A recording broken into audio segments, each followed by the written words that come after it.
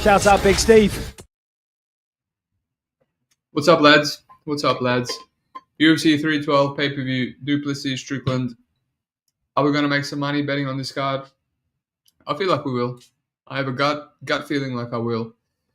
Not as strong as yesterday, but I have some bets. I have a lot of bets. I'm not going to keep them all, but I lost a bet just now. Apparently the weigh-ins are going on, and we lost the first fight of the night. So it is what it is, but we're going to break down this card. We'll keep it nice and quick, and let's get into it, right? Alrighty. So the first fight. Let me just whip out my fucking thing. So first fight. So we lost Park versus a Tomb on the Barrel. Apparently, Tomb on the Barrel came 6 pounds over. Thought there was some value on his money line. I thought there was some value on the under.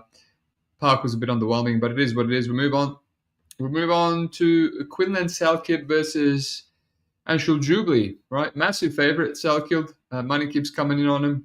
From a betting perspective, it's a clear dog or pass. Jubli doesn't look that bad. This win over Cong Kim, I dare to say, is the best win on either one of these guys' records. Right? Kim, pretty decent. He went to Ryzen and UAE Warriors, and he knocked out an ACA guy and another guy in the first round. And his road to UFC win was round 1 knockout. And he was landing on Jubli. And couldn't really drop him. Jubli actually hurt him multiple times. And that was a fight where Jubli was on the feet for 3 rounds. He likes to grapple, preferably. But yeah, that was a decent win. Argued that he could have lost that. At rounds 2 or 3, he started to get hit quite a bit. But, he's a decent fighter. Technically, he was beating Mike Breeden as well. And then he just kind of fell apart, which was quite strange to me because, again, he showed to not have the worst chin against Jekka and against Kim.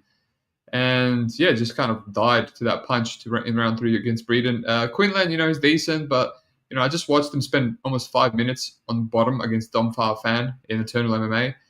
He almost submitted himself with the triangle and the rear naked choke. So, both these guys have similarities. They're decent, and they both seem to be improving. Salkilld has been training from 2018. There's a lot of room to grow, but, dog or pass. The hard thing about clicking Jubli is, if this fight extends, because it doesn't really finish many people, that are good. If this fight extends, he might slow down because he slows down a lot. But even Quillan kind of looked slow against Gage Young in Contender Series. But, just kind of edged it out. He kept shooting takedowns over and over again. So I need to go in a bit more in depth. I watched, a bunch, but I don't know if I will. I watched 3 of each. I know Salkilld, it's quite fresh in my memory from Contender Series. What else? If you don't want to play the dog, I think Salkilld as a live bet will be good. And, definitely when Jubli slows down. Jubli has underrated power. What else? A lot of people playing Quillan inside the distance. Some people playing the sub. I don't know, man. I don't know. Like I said, Jubli doesn't look that bad. He looks relatively durable. It's just, kind of slowing down later on. Salkilld round 3, possibly. Maybe round 2. Maybe just play itself, Salkilld sub. Yeah. Nothing I've locked in, nothing super, super strong. Kiwi Brew. Sure, stay away from this one. Tell us and talk about fighting smart to UFC guys. No more under for me. I mean, we'll see. Park fight replacement by Evan versus Just Win Baby. Man, that show took a lot out of me. If you haven't seen Wager Wars with Evan and Just Win, wild. They're taking everything that Jerry Springer worked for. R.I.P. Jerry. Odds crazy fucked up on this card. Yeah. Jubli, a dog or pass in the same sentence. Very poor choice of words, mate. All the words are chosen wisely on the Big Brain MMA. Alrighty. Kevin Jousset versus Jonathan Micallef. I have a unit on Micallef at $3 plus 200, and I don't know if I'll keep it. There's a few more things I have to cover before I evaluate. Do I tip this bet out? I just thought it was the top line. Obviously, there's been a better line. I had the same thing on Tomb on the Barrel. It was a bit better than plus 200, and I hesitated, and it settled on 300 and 200, and I've done the same with Micallef. Basically, I think this line is where it's at because Micallef is a little bit raw, a little bit green. He's a nutritional type of fighter, attributes type fighter, massive reach, built like a brick shithouse. He had a much more impressive topology photo. And, he just kind of wants to grapple. And Jousset is shown to have, I would say, dare I say, elite takedown defense. And he has a judo background as well. So if Micallef clinches up with him, it might be hard. But just on the pure, value-based perspective, I think Jonathan Micallef can look value even just striking, because Kevin Jousset, right? I mentioned this on the early tease. He has a loss to this Caleb Rideout, who can grapple, right? And I thought he got grappled there. And then I watched the fight. It was a 5-rounder, and it's basically just Caleb landing a shitload on him, spinning back fists and head kicks, and he's landing the same old combo over and over again, just like rabies. And that's what won the fight. Barely any grappling. In fact, Kevin Jousset took him down way more, right? So it's possible, It's possible that the Micallef, as a 25-year-old, who actually is not the worst, he's just a bit janky, big and janky and slow, but he has knockouts in his career. So someone as hittable as Kevin Jousset, you can't play this line. I mean, what's his best win? Son Kanan, Kiefer Crosby, ate shit against Brian Battle, and his regional Eternal MMA wins are all just average, But even against Priscus Faganolo, who's like a 40-year-old middleweight, he showed elite takedown defense, but still went to split because it's just a jab and calf kick merchant. So still not sure if I'll keep that unit. I thought maybe over will be safer. Kevin's never been submitted. I know he's a judo black belt. I don't know what level he is on the ground, but he seems to be pretty high level too. So, and I don't think he has the power to knock out Micallef. People are referencing Micallef's loss to Alden Bates. I know Alden Bates. Alden Bates knocked out my best friend in both of their pro MMA debuts. He broke his jaw on my best friend, and he retired. Alden Bates knocked out Jack De La Maida right after that. He's an absolute brick shithouse, and it took him 4 rounds to knock out Micallef. So don't compare Alden Bates to Kevin Jousset. So yeah, I thought about the over, but I mean it's pretty close to minus 200 now. What do we got? Yeah, $1.62. So I feel like this will go over. There might be some grappling, some cage push, but I just have to evaluate how Jousset is on the ground. Obviously, there's barely any footage. I have to go deeper, and then I have to evaluate, can Jousset, can he kind of snowball him? If he just keeps striking and jabbing him and stuffing the takedowns, will Micallef kind of fall apart, or will he be able to adjust? Jousset fighting, you know what I'm saying, in Paris, main card is being second fight of the night. Just going for a dog parlay, Indian guy, whatever. Yeah. Anyway. Alrighty. Kody Steele versus Rongzhu. I'm flip-flopping on this one. Know some sharps on Steele. Straight. I don't mind that. But I'm kind of flip-flopping. I know Rongzhu is kind of like a guy that continually drops the ball, but he's a guy that you play as a dog. He's got power. Kody Steele's a bit hittable. He ran through Chase and Blair. He's got power, so I'm kind of flip-flopping between potential dog shot on Rongzhu and then Kody Steele. I know Kody Steele will keep coming. Rongzhu, there's a ton of footage of him getting grappled or attempting to stop takedowns. So yeah, I played him at chalk versus Chris Padilla, even though my gut said that's probably the only dog on the card. So yeah, I don't know. Parky, Zoo got that dog in him. Yeah, he's got that dog in him, but he also has that shitty IQ and hitability. So Kody Steele is the definition of ape/dog. So yeah, at the moment I need to do some more on this one. Maybe the unders. The unders are telling me like there's potentially some value there. Alrighty, let's move on. Aleksandre Topuria, Colby, Thicknesse. Yeah, we can completely skip this one because Colby is on 2 weeks' notice. He seems like a bit of a noodle. Topuria seems built like his brother, seems to have similar attributes. Will definitely have the physicality advantage. But hey, look, for all Colby's disadvantages, he's running through guys, He's running through guys, and they both fight bums, and they both fought bums, and there's literally, what can I make of it, At least Colby's gone to decision, and he's kind of been losing, and then he's clawed back and won. So I can definitely see him winning this fight down a stretch. Topuria has lost an attritional battle in his only loss. I was up, he's got excuses for that. Short notice, catch weight, blah, blah, blah. But who knows? You just can't make anything from this fight. The over could have value. The under could have value. If Topuria is the real deal. Kobe's never been knocked out, so who the hell knows? So let's move on. Let's save some time, shall we? Cody Wang versus Bruna, Brazil. Parky likes that top. Should wear it at the wedding. Yeah, maybe, mate. Maybe I'll have it under my tuxedo. We'll see. Or I'll have it at the after party, the day after. I actually got a Ryzen top that I received because I won a Ryzen competition for New Year's. I never win anything. I should have wore that, but oh well. Marcus Serra, yeah, 10 years ago. That's right. Pointless fight. Cody Wang, I see Bruna Brazil is quite a popular dog this week. Makes sense.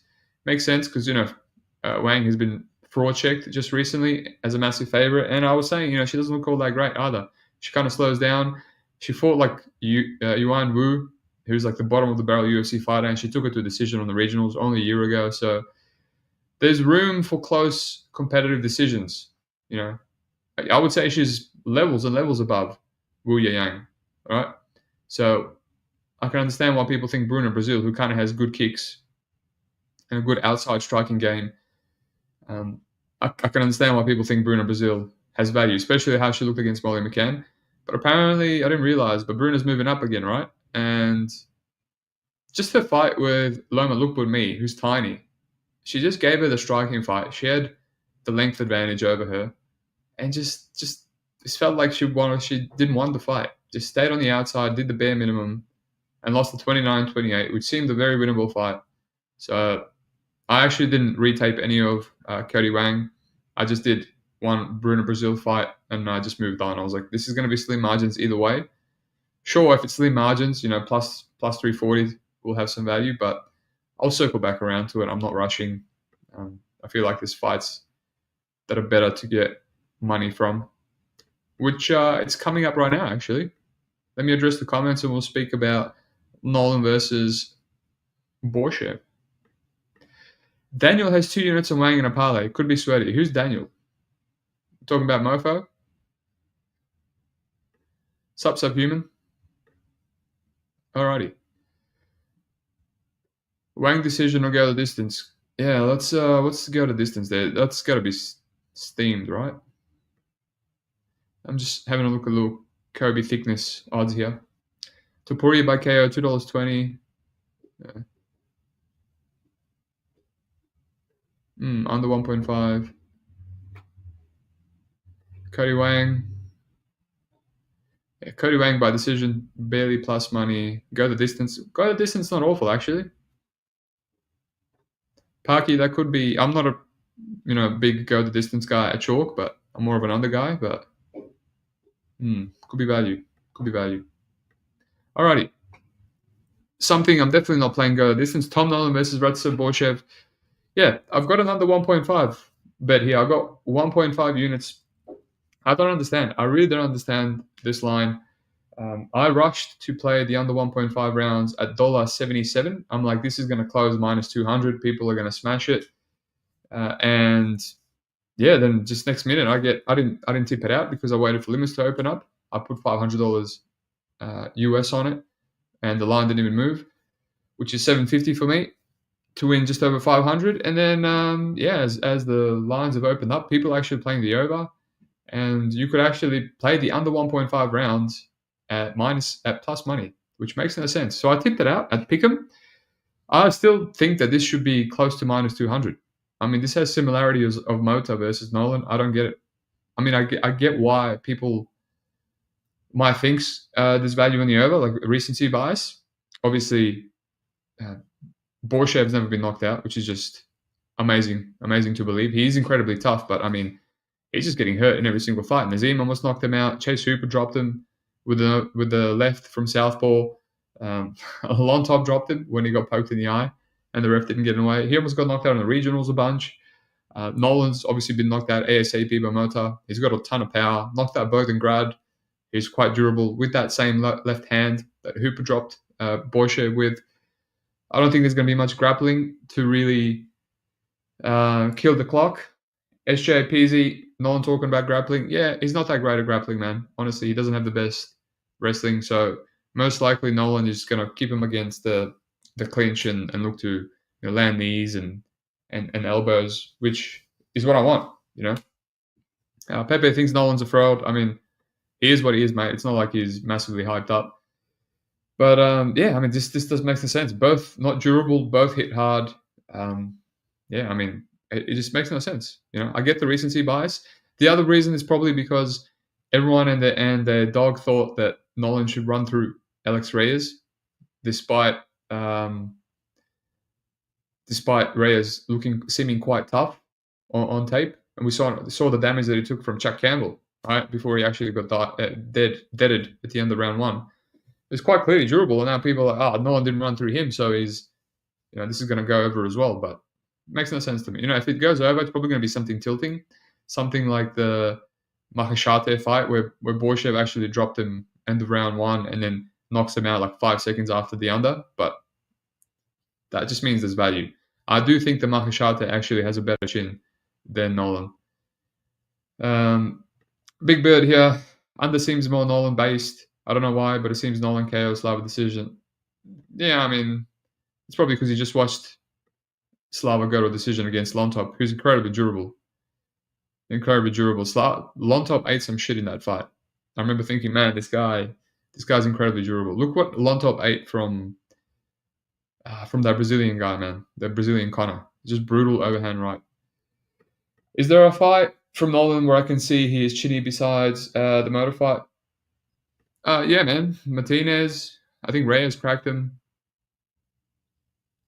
I don't know on the regionals. I've taped him so much, but it's quite obvious. But it doesn't have to be chinny to get knocked out by Borshchev. Borshchev is quite a power hitter.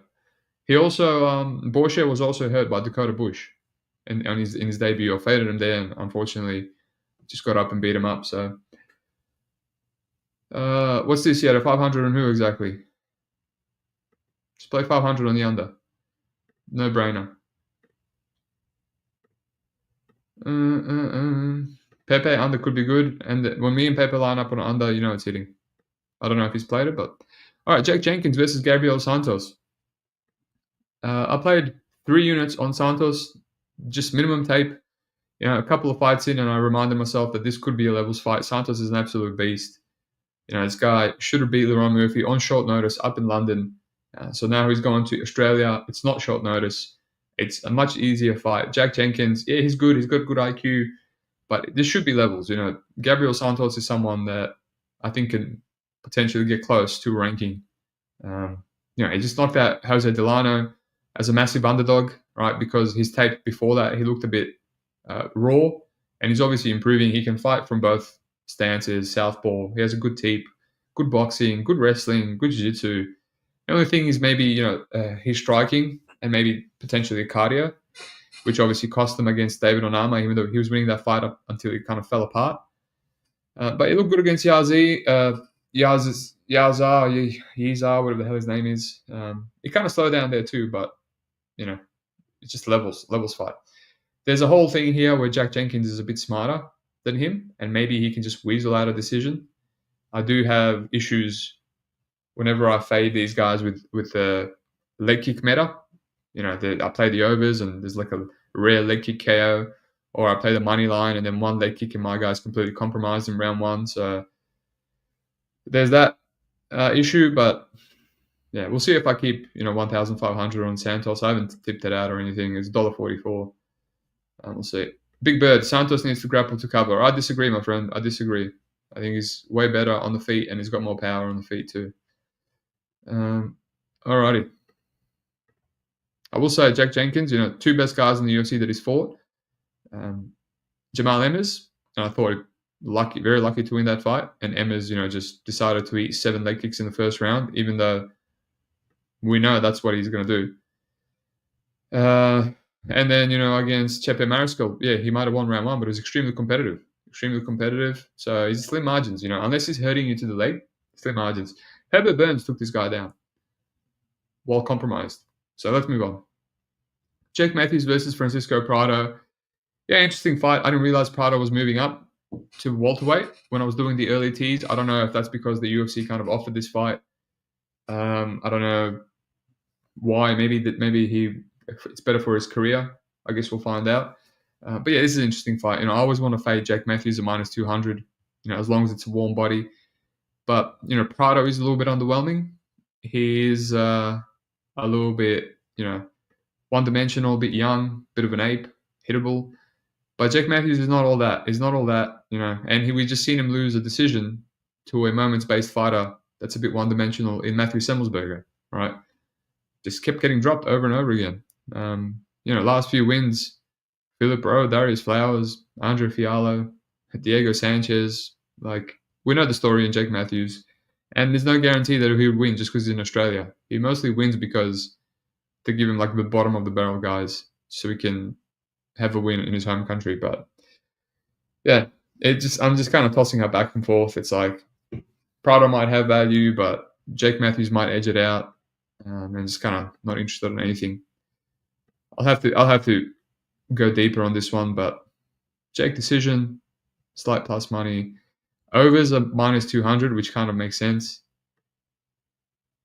Yeah. Pepe, Emers is very mid. I do agree. He's good, but there's intangibles with him like his IQ and durability that makes him not the best fighter. Pepe took Santos. Let's go.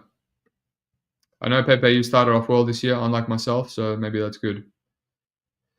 FIFA Gaming, Prado is horrible. I think Matthews is safer than Santos. I don't know, man. I don't know. I mean, you could be right, but who knows? Sup, Glimbot. I hate Matthews, but he should take this guy down and cruise. Yeah, that's live. That's live. Prado, not much resistance against Malaki. Alrighty. Jimmy Crute versus Rodolfo Bellato. Another fight where I locked in a bet. I didn't tip it out. I have $2.50 on Jimmy Crute. I know these guys well. I know Rodolfo Bellato is a fade. And, I played like round 1 KO for Topuria. The fade almost came through. I did play Rodolfo against Tala on Contender Series, but that was a middleweight with a knee injury, and it was just a value play. So here, Jimmy Crute is the value play. But, one fight or two fights in, I was like, okay, Bellato kind of has a bit more defense, even though they both have horrible chins and horrible defense. He kind of has the high guard, whereas Crute doesn't even have that. The guard is low. The chin is there to be hit. I think Crute definitely has the better chin. We've seen him survive, bombs from Manifield and come back and almost win the fight. And, he was knocked out by Jamar Hill, which is no shame in that. Bet Hill there. That was my claim to fame. I was telling everyone in Discords, people were arguing with me. But yeah, there's the whole thing with Jimmy Crute retiring and then coming back. And I still have that plus 150. I have a full unit on it. Maybe Pepe can tell me what he thinks. Oh, Pepe's got the insider distance, yeah. I actually thought about Crute KO. I mean, that could be a safer way to go. But Crute loves to grapple. He loves to grapple aggressively. And, he's fighting Bellato, who actually has good jiu-jitsu, and he doesn't have the best wrestling himself. They've got some similarities. And it's just like, how does this fight play out? Crute says he's improved. He doesn't have the pressure anymore. Does that mean he won't force the grappling anymore? Will he strike? What does that mean? He's meant to be a Machado black belt, but he was easily submitted by Manifield, and he was easily submitted by Misha Serkinov. Not the best fight as a light heavyweight, I will say that. So, can Bellato submit him? Questions. Volatile fight, questions. Let's see what the under is here.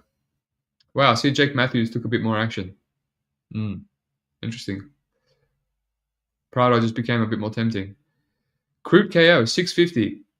Yeah, that could be it. That could be it, honestly. $6.50, that could be it. Bellato KO, $2.70. That is not a good line, lads. Bellato KO is extremely overrated. He's only knocked out just cab drivers on LFA, and it was an attritional KO over Tafa. Pepe, whoever is getting the game off will get a finish. Well, I mean, that makes a lot of sense, Pepe. It's a bit of a blanket statement, but good numbers for Crute inside the distance. What is the inside the distance? 420 plus 320. Not bad. Do I get greedy and just play KO? More than $2 better. But yeah, that's where I'm at. I'm leaning Crute KO. But yeah, he will get their game off, as Pepe says. Taliesin Teixeira, Justin Tafa. So this one right here. So I thought I would like Tafa. I know a sharp friend on Tafa. He said it was an easy play. And yeah, I mean, after tape, I couldn't play it just because I can't play Tafa, man. I can't play Tafa. He's one of the biggest bums in the UFC. The UFC knows what they're doing when they match him up. They match him up with the worst guys, and he's lost to them. He's got knocked out by De Castro. He lost a split to Felipe, and he's the only guy to lose to Jared Bandera. Jared Bandera went one win, 6 losses. And that one win was a comprehensive decision to Justin Tafa. And he also hurt Tafa multiple times, right? So Tafa's been knocked out cold and he's been hurt by Jared Bandera. So, I mean, I definitely don't think he has that Samoan durability. Can he crack Teixeira? Obviously, Teixeira looked extremely hittable on Contender Series. And, he didn't really seem fussed. Chin seemed okay, but that was an ex-welterweight. Does he want to be eating bombs from Tafa? Probably not. So I get why people are wanting to fade him. But, man, at slight dog money, I don't really want to play Tafa. It's just hard. It's hard. I regret not playing the under 1.5. There was actually some really nice numbers. And, I thought that's probably going to correlate with Teixeira. Teixeira has a black belt that he rarely uses. He has 1 sub. So I was like, that kind of covers both. But yeah. Now the under, it's not minus 200. I capped it at minus 200. But that's where I'm at. The under 1.5 is not even 20 cents worse than Teixeira money line. So that's what I'm thinking. Maybe play the under 1.5 there instead. Parky, Crute has no decision wins. Mate, Bellato also has really bad decision equity, in my opinion. He won on LFA. I played him there at chalk. He won a 5-round LFA fight. But I was so sweaty. The guy, it was just a bunch of cage push. Tafa's an auto fade, yep. Crute has no decision losses either, yeah. But yeah, it's Teixeira or pass for me. And I'm just weighing up, do I actually just play the under 1.5 instead? All right, Weili Zhang, Tatiana Suarez. So as I mentioned on the early teas, I have 2 full units on Tatiana Suarez at plus 140, $2.40. That line is closing a lot. I have a lot of CLV. I can cash out for profit, but I still don't know. I've been taping this fight in depth over the week, and I still don't know how I feel about it. I still have that lingering feeling, the thoughts that I don't like Tatiana Suarez's injury record. I don't like her coming back against De La Rosa after 4 years out and just looking a bit average. Upper weight class. She's still got the submission, so maybe I'm being hard on her. She hurt her neck against Nina Nunes in round 1 and looked quite bad in round 3, right? If this happens in this fight against Weili Zhang, that's not good news. She lost round 3 to Nunes and looked quite bad on the feet. That was prime Nunes, before pregnancy. Nunes was a decent fighter. And then, looked much better against Andrade. That's the best she's looked. Obviously, she put together 2 fights back-to-back, February and August in 2023. And then after that, in 2024, injured in February, injured in December, and now she's getting a title shot. So I would have been a lot more confident if she didn't get injured twice back-to-back and she just went straight from Andrade to Weili Zhang. I would be like, all right, this girl is on a streak now. She's injury-free. She's put some cage time together, 3 fights back-to-back-to-back. But, we've got another a year and a half layoff. I know I have the same line as Pepe. And Pepe likes Suarez inside the distance. So, yeah, there's those things that I'm considering. But Weili Zhang, I will say, when she looks impressive and she's mauling girls with her own wrestling. Like, she's very well-rounded, jiu-jitsu, wrestling, striking, obviously. But she does seem a bit stupid. Like, she doesn't really have good IQ. We've seen Zhang Yan drop her, take her down easily. She kept throwing naked leg kicks. So Amanda Lemos crack her. We saw her put her neck in like a ninja choke against Lemos, powered out of it. I saw Rose Namajunas knock her out with a head kick straight away because she threw another naked leg kick. She was easy to read. And against Namajunas in the rematch, she just got blanketed really easy in round 5, and round 4 she got reversed from a back control and just didn't get up. So that's really the only footage we have of her on the back, other than some snippets against Tisha Torres where she didn't get up under round 1 and she landed an armbar on Jessica Aguilar. So no really aggressive grapplers other than Carla Esparza, who, I mean, even in 2022, Carla was kind of phoning it in. just massive athleticism gap against Carla. She could just explode. She might be able to explode and get up against Tatiana, because Tatiana against De La Rosa and Andrade really struggled to hold them down. She just there was a few get-ups, and then eventually she just dived on the guillotine against both of them. So, yeah, that's what I'm thinking. I'm just thinking there might be some get-ups against Zhang early, and then, back on the feet again, where Tatiana does look to have good body kick. Does have a good body kick, but kind of still seems uncomfortable on the feet. That's how I'm feeling. I'm feeling, I got CLV, but previously I would go up against my gut and keep my bet just because of the CLV and then hate myself. So we'll see. I also will hate myself if I cash out and, Suarez just looks levels on the mat and maybe gets a submission. So that's where I'm at. But yeah, 2 units, $1,000 on Suarez.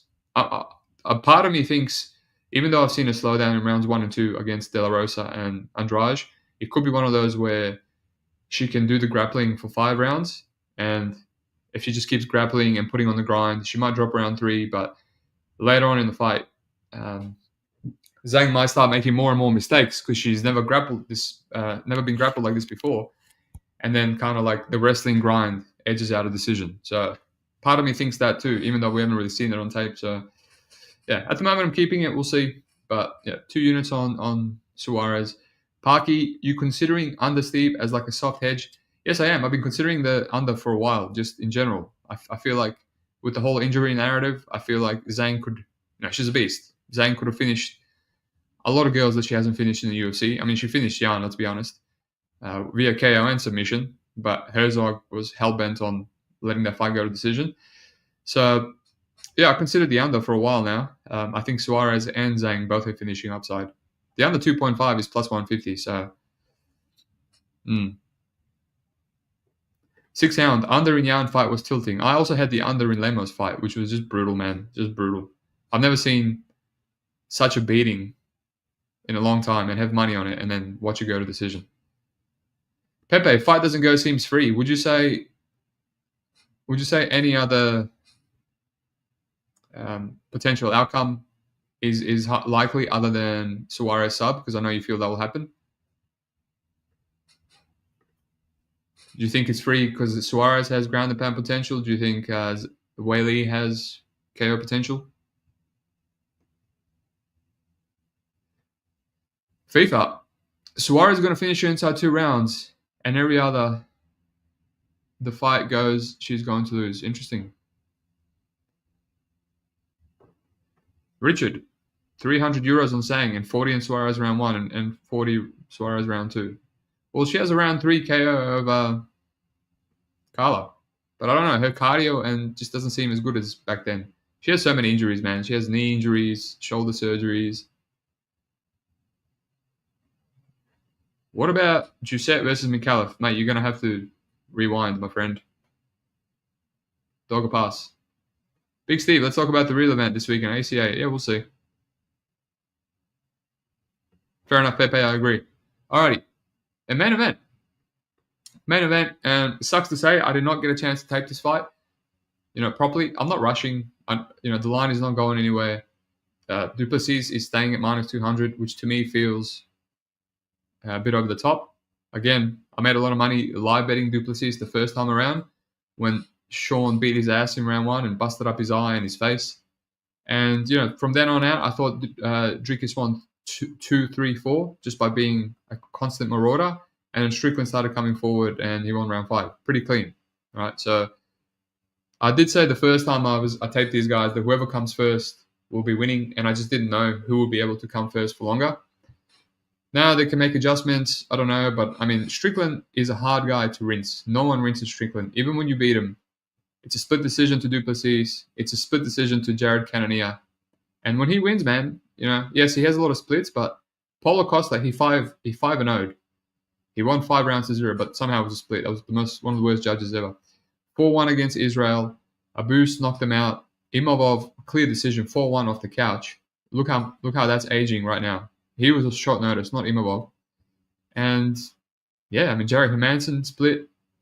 So he beats these high-level guys, Costa, Adesanya, Imavov quite cleanly. And then it's a split. So if this is another split, there's some value. There's some value on Strickland. I thought about Strickland at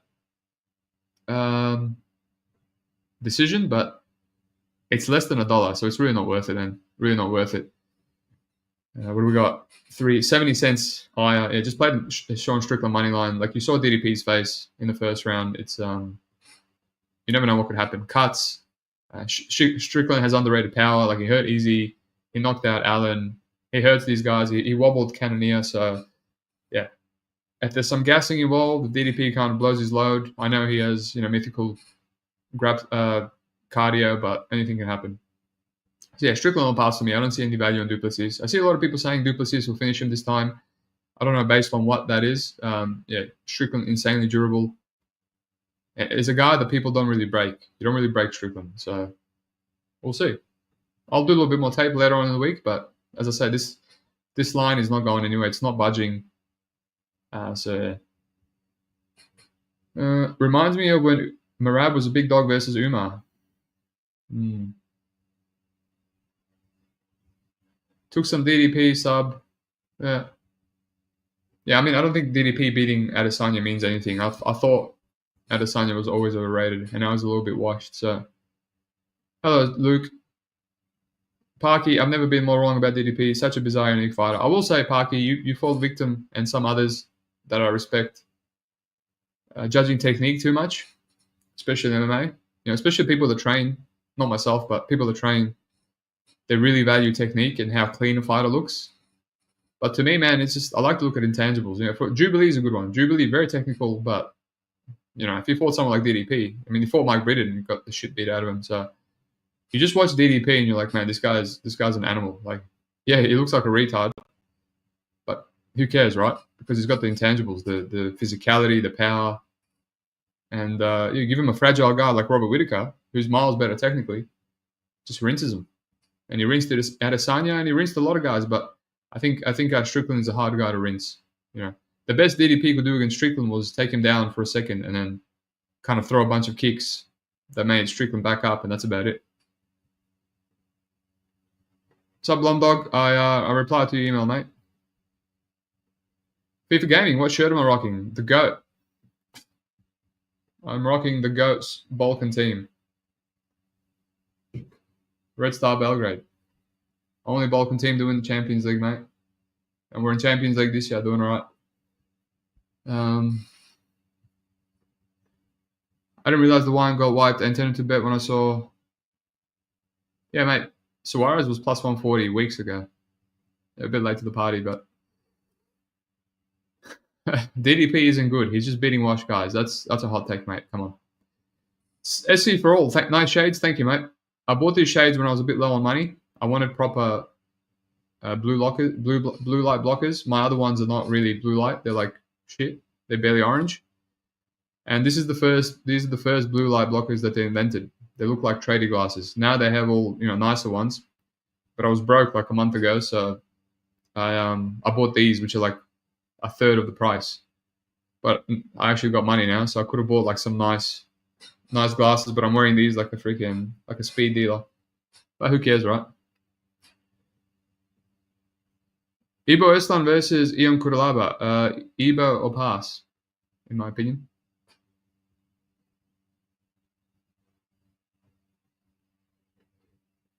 SC for all. I should play the weigh-ins and respond to them. Yeah, I mean, I'll probably get my channel banned. I don't want to strike on this channel. This channel.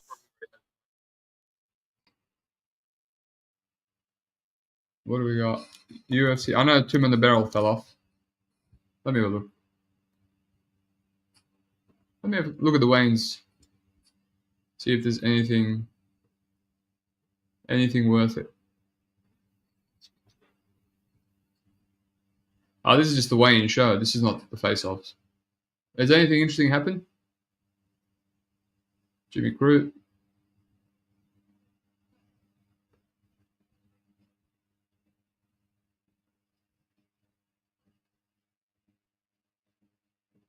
Subhuman, I can appreciate Red Star. I mean, how can you not, mate? Anyone that comes to Red Star doesn't have any money at all, right? They do quite well. These last decade, they made it into Champions League for the first time in years, and then done well in Europa League, and now they're in Champions League again. And yeah, they've turned it around. They used to be the worst team, but now they're back to one of the better.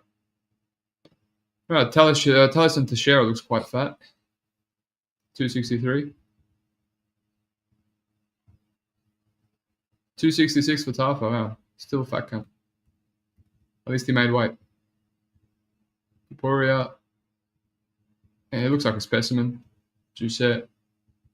No, that's it. I don't know. Not really going to find anything from these weigh-ins. I'm not really confident in Sheen at all, my friend. Sean Strickland.